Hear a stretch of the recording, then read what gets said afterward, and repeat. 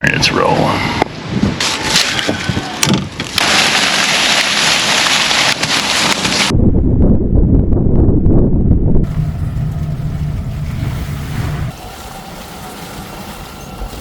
We got a new addition to the farm, and you guys get the first sneak preview of this. He's steady looking at me, steady looking at me. So I'm easing it open. I mean, I immediately knew it was a 10-point. And the way his body was, I was like, he's hunted that stand 100 times, and I go get in it and see all kinds. Yep. So we've had bad timing this year, but it's not just us. It's all of Missouri and even other places. This season, deer harvests are down in the state of Missouri. It's a combination of a few things. First, the weather, full moon and mild weather. Lower harvest of deer on the opening weekend of deer season in Missouri. Fitzpatrick explains why the deer were laying low. The opening weekend of deer season for Missouri is in the books, and deer harvest totals are relatively lower in comparison to 2023. A few reasons regarding lower harvest, one of them being the abundance of acorns. When there's a big acorn crop from our trees. And then the timing of the rut has them all back in the woods. And then we've had a record mast acorn crop, both red and white oaks this year. That's a once every 5-year average phenomenon. We had a wet spring, so there's tons of acorn and the timing of the rut. But also they shifted the gun season this year.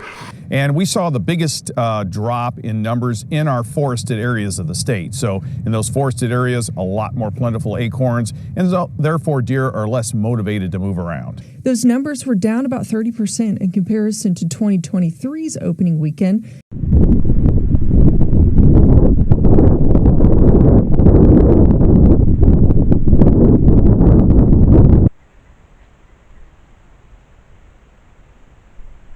So I saw a few articles about this, that the timing, now they bumped it back a week from last season, so that really kind of goofed up the timing as far as the deer movement, since they're mostly in rut lockdown right now. One of the factors that goes into setting the November portion of the firearm deer season is setting it before Thanksgiving. And with Thanksgiving running later this year, the November portion of deer season opened a week later than typical. We were just past the deer rut, which peaked around November 10th or so. So the deer weren't moving quite as much as they may have been last year during the opening weekend, so that may be a reason why hunters weren't just seeing as many deer move, because they were past the rut. Add to that with all the acorns in the woods, and not just me, I mean even Phil ain't hardly seeing many deer, as well as the rest of the state. So it was a rough go these first few days, but let's get into at least Gary.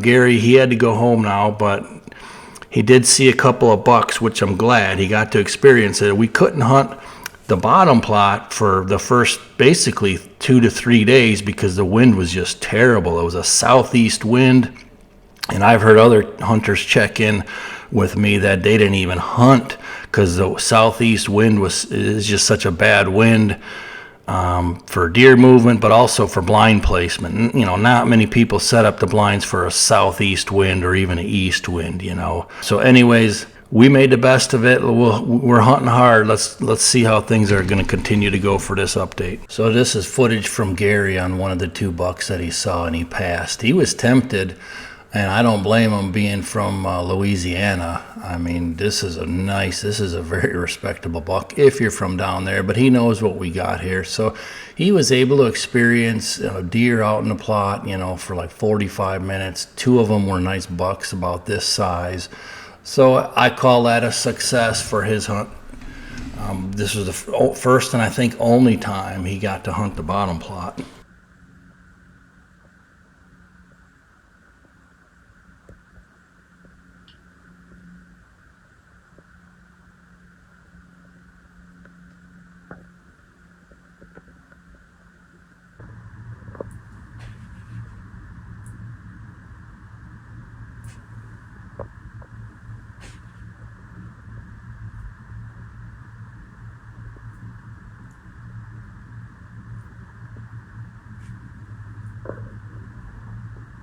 All right, we're on day 2 and it's been cold and it's getting colder here. You know, I've heard different things on the lithium electric. So it was really cold. Well, last night was... All right, so speaking of hunting camp and machines and stuff, we got a new addition to the farm, and you guys get the first sneak preview of this thing. It's a new electric buggy that came in. I'll show you a few clips here, but stay tuned to the channel for the first installment of this really cool new electric UTV. Now I'm going to see how well it goes for a few days in the really cold weather. So.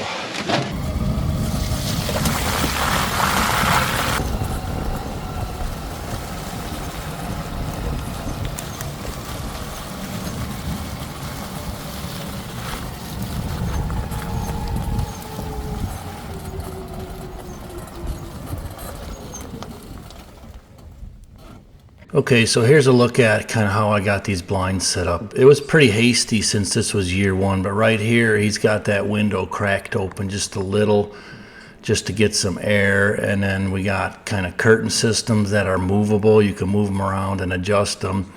So this is perfect. This is exactly how I hunt, with blocking as much light as you can, just so you could see out your window. And then the two side windows, the one on the left and the one on the right, are basically wide open, or they can be if you want to leave them open. So that's kind of how, for this year anyways, the blinds are set up. Got lightning going on and thunder. Big storm coming. It's starting to drizzle. Oh, I can feel the rain coming. Woo! Dang it. Yep, it's starting to rain. Here it comes. There's the lightning. Nice. Oh yeah, so we had big news here in Missouri. A deer hunter killed a mountain lion. So that's pretty big news. And then there was another one that spotted a mountain lion, didn't shoot it. So here's a little background on the big news for deer hunting this season in Missouri. Let's take a quick look. The Missouri Department of Conservation is investigating reports of a deer hunter in rural Missouri killing a mountain lion. This happened in Iron County during opening weekend of the firearms deer hunting season. We still don't know if the animal was accidentally or intentionally killed, but conservation agents are looking into the details surrounding the death of the mountain lion. Mountain lions are rare in the state of Missouri, and it is protocol for MDC to investigate when one is killed.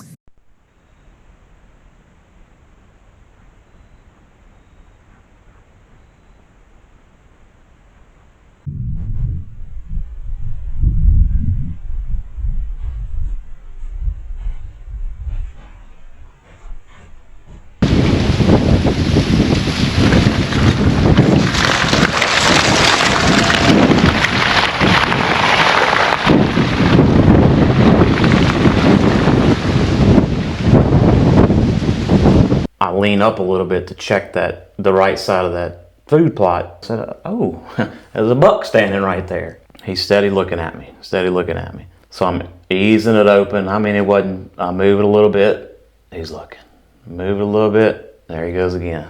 I knew he had 4 points on one side and 4 points on the other. So I immediately knew it was a 10-point. And the way his body was, I was like, all right, thanks for joining us. I'll give you one more peek of the new electric buggy here at the end. Stay tuned for the next episode. I'm going to do something a little different. I'm going to have Chance sit down, at least tell us about a decent hunt he had here. He's still here as of today for another 3 hunts, I think, but man, the weather's been crummy. Now we're on 20-mile-an-hour winds and very cold.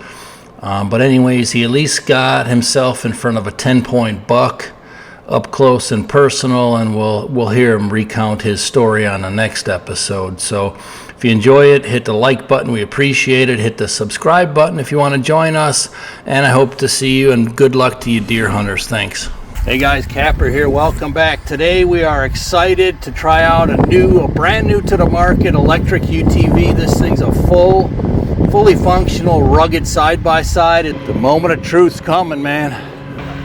drive on? Yep. This way?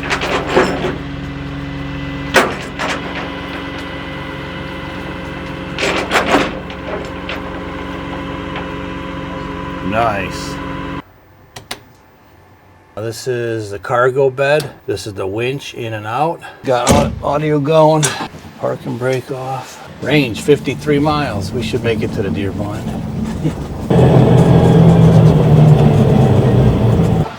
chair up in there since my boots ain't sprayed on.